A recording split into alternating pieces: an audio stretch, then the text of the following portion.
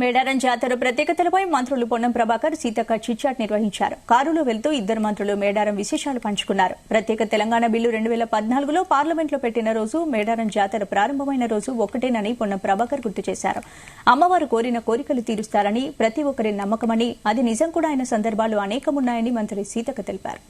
13 రోజు parliament introduce అయ్యే రోజే సేమ్ డే వనం నుంచి దేవతలు కిందికి మన గజల కాడికి వచ్చారు అనేది లెక్క కరెక్టేనా కాదు?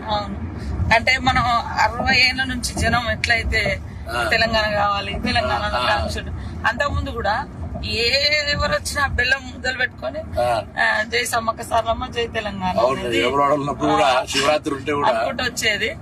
ఆ తర్వాత నేను అక్కడ అప్పుడు ఎమ్మెల్యే ఉన్నగా 2009 నుంచి 2014 వరకు.